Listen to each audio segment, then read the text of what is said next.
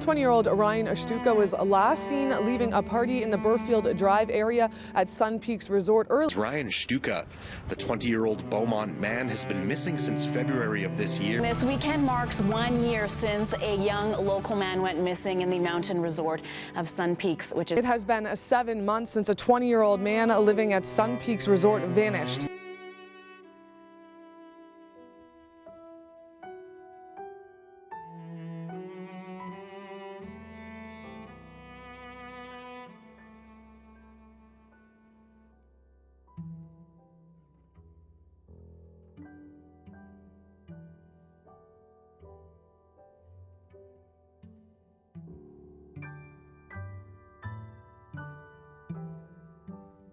When the call came in, our officers immediately deployed to Sun Peaks, and at that time they called in our police dog service to help them with the search. That night, over 20 centimeters of snow fell, so searching during the night was difficult, and not a lot was done besides the immediate area of Burfield Drive. But then the next day, Kamloops Search and Rescue was called out, and a more extensive search was conducted.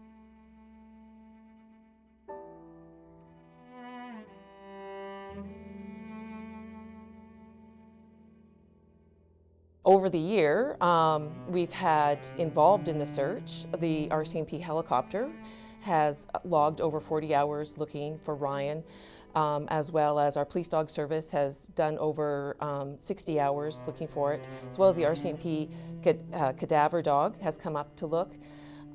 We've had our dive team check a local stream for him as well, the RCMP dive team, and then Kamloops Search and Rescue has done numerous searches.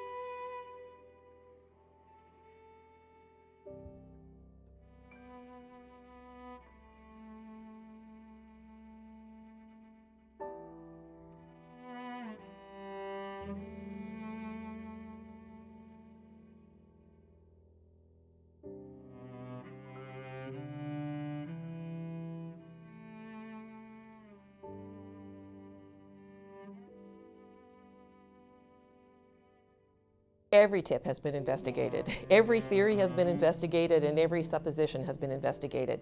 And nothing has given us evidence to indicate where Ryan is.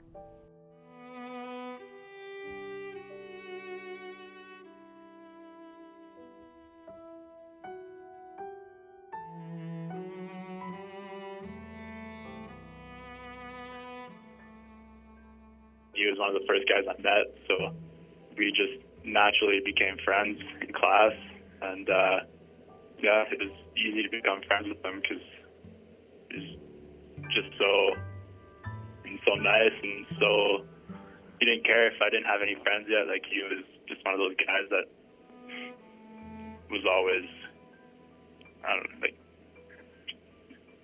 don't know, just always nice. Didn't matter who you were. For me, like, I was a nobody back then. Like, I didn't know anybody, and he just became my friend like that.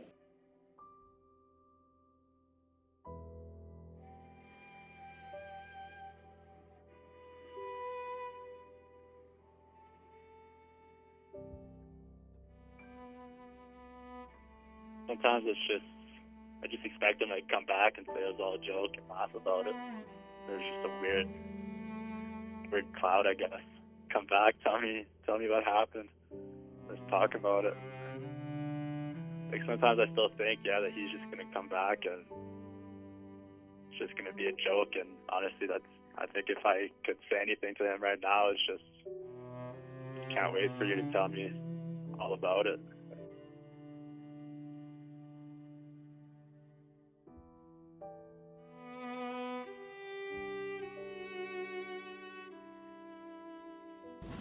Finding Ryan out in those elements alive would have been miraculous at best. And so then I bargained again. Please, if we can find him, let us find him so that I can do what a mother should be able to do, is to look at my son one last time before I let him go and say to him, I love you. I'm so very proud of you. And you've had this amazing impact on me, your father, your two sisters, and so many other people around us. And even that's lost to us now.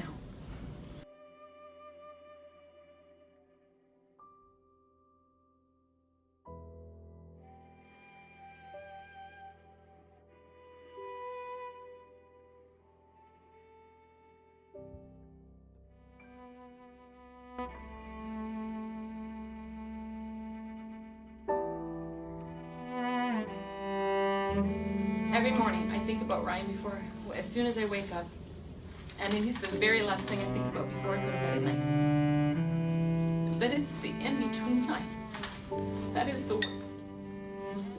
It is the remembering that brings me the greatest torment and the most heartbreak.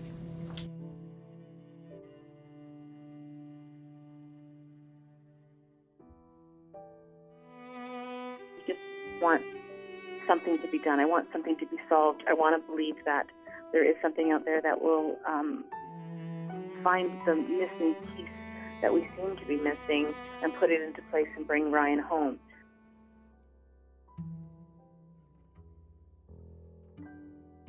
We promised Ryan that we wouldn't be gone late because he wanted to still get home and pack before leaving first thing in the morning. And I just remember when I went up to bed, I said, okay, well, just remember, before you leave tomorrow, you come upstairs and give me a hug and kiss before you go. And he's like, yeah. And he did. He come up, and he gave both Scott and I hugs, and he gave me a kiss, and you could tell he was excited to be getting on his way as car was completely packed. And he was excited for this adventure. And I think now, I was tired, woken up, and he was anxious to go, and I sometimes regret that I didn't spend more time. I mean, you never know it's going to be the last time you see somebody, but I think that I really wish that I held on to that memory a whole lot more and kept it in the forefront of my mind.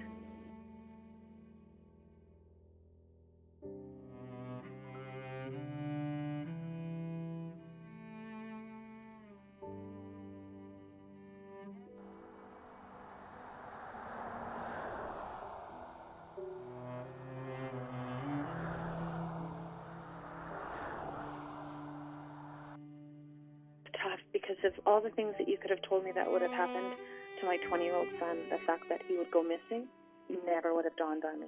If you'd asked me that about a 10-year-old child, I probably would have been a little bit different. But I thought I was past that. I felt like whatever fears that you have as a parent of your children walking home alone or leaving a friend's house, any of those things, I think that I just never would have imagined that I would still be here. So it was a lot of shock in the first little bit, and then understanding. Like I look back on some of these memories a year ago, and we were so raw because I think we just never thought we would be still doing this. I thought it was going to be over in a week. I thought it was going to be over in another week, and then in a month. And it wasn't until probably a month or so that you settle into this pattern going, we're in here for the long haul. We don't know if or when this is ever going to come to a conclusion. A file is never closed unless we have a natural conclusion of we know what happened to Ryan.